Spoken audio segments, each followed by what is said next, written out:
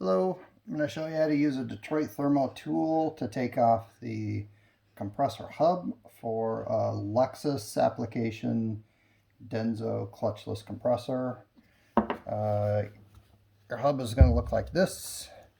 It's used on a lot of different Lexus applications, and the list will be in the description. The tool looks like this. This is a CNC machine steel tool that is tool blacked after making it. There's a 3-pin pattern on one side and a different 3-pin pattern on the other side. They are just very slightly different. So I don't know why Denso decided to do that, but yay Denso. Okay, so I also ship a 3/8 drive 7mm 6-point socket that is a mid-length socket, and this is actually perfect for use with this tool. And I have to set a couple dimensions so that the socket and the tool work together properly, like that. You can see how much the socket sticks out. There's an internal feature in the tool that mates with this shoulder on the socket, and it sets the socket at the right depth. This socket also acts as a bearing for the tool, so it keeps it straight, keeps it engaged. So it's easier just to buy this tool and ship it. This is a mid-length socket, so what that means is that's a mid-length, that's a standard short, and that's a deep socket. So mid-length is just what it sounds like. It's right in between the two. Okay, so the hub has these socket head cap screws that go around the outside, 4 of them. You can take them off first or you can take them off second. Doesn't matter that much. I'm going to take them off second. Okay, so the first thing you do is you put the 3-pin tool in with an adjustable wrench on the wrench flats. Okay, socket on a socket wrench. So this socket is going to go on the compressor shaft, which is a 7mm hex, and I'm going to turn the compressor shaft clockwise. This tool, 3-pin tool, engages with the hub, and I'm going to turn the hub counterclockwise. So these two are going opposite each other. Okay, it breaks free like that.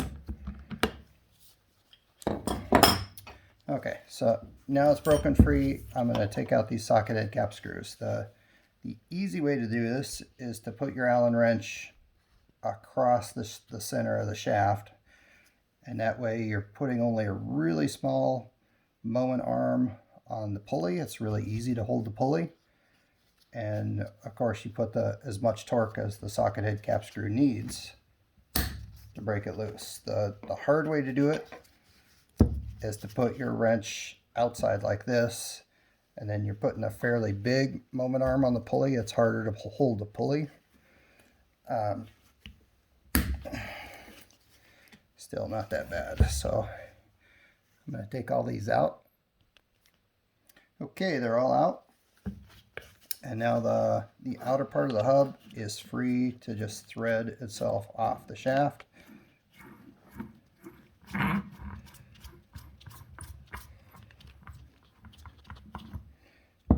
Okay, so now that it's off, you can see that the holes are not round. They are football shaped. And this tool, similarly, football shaped. So it's CNC machined into footballs that fit perfectly. You can also see that this is a breakaway feature of this hub. These tiny little aluminum arms are designed to break if the compressor seizes, and that keeps your front end accessory drive belt from being shredded if your air conditioning compressor locks up. So these are fairly delicate little guys. You shouldn't hit this with an air impact wrench, which some of the tools need. That's fine for taking off a part that is trash and you're going to throw away, but I wouldn't put on a good part that is a delicate aluminum piece like this with an air impact wrench. Okay, so here's the second part of the operation. There is a flywheel inside here. So we use the other side of the tool.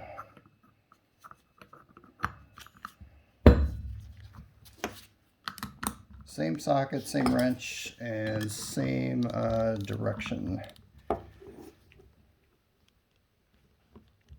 Shaft goes clockwise and the 3-pin tool counterclockwise.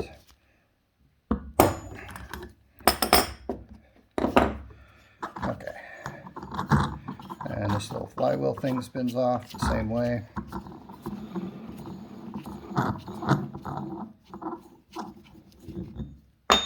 Okay, so all you're left with is a snap ring holding the bearing on. If you have a nice set of 45-degree angled snap ring pliers, that will work nice here. I'm just going to do it with a pair of straights. And the ears on this snap ring are really, really wide apart. It's hard to do. Okay, like that. And then the pulley and the bearing are ready to just slip off. The bearing is not pressed on there, so you only need a puller if things are sort of rusty or if you get your gloves caught in there. If things are rusty or goobered up, you might need a puller, but if everything's nice and clean, it'll slip off. Okay, so if you're doing this operation, it's probably because the clutch hub broke. They can just break, they can just fatigue and crack and break over time, or this bearing might have gone bad and that's why you're doing this. So at this point, press on your new pulley.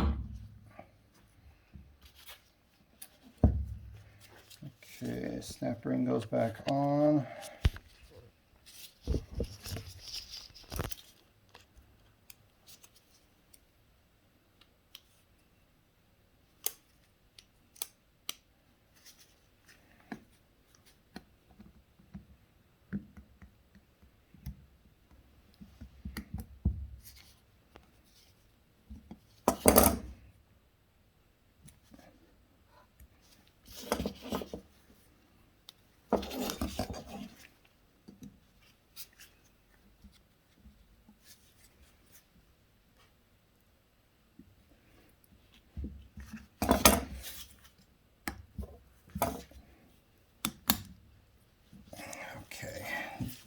This one is really tight groove, so it feels like it's not clicking down in there.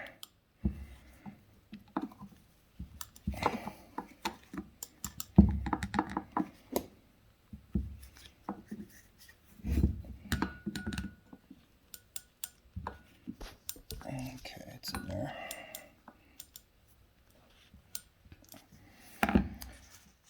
Okay, hub flywheel goes back on.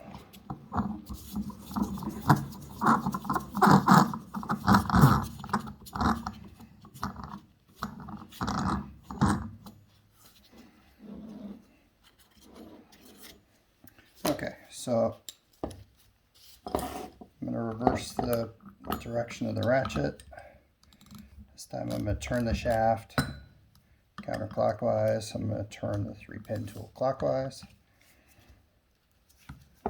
I measured this torque when I took it apart, 28 foot-pounds or 38 meters.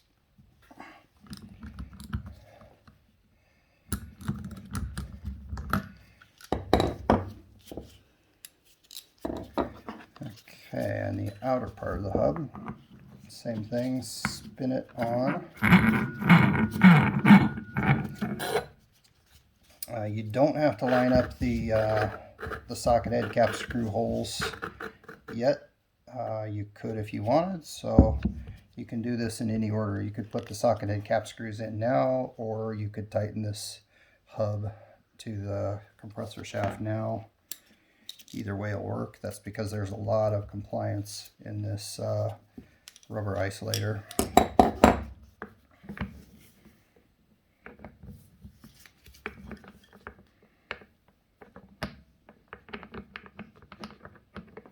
Where is it? Oh, wrong side.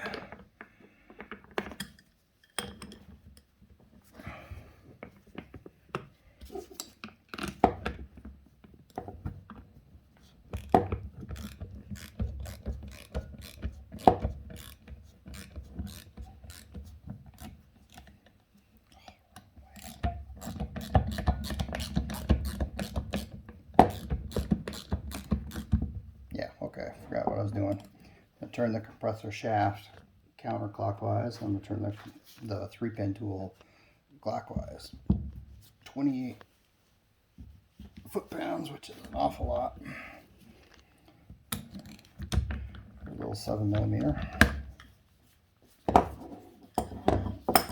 Okay, now you can rotate this hub until you find the socket head cap screws.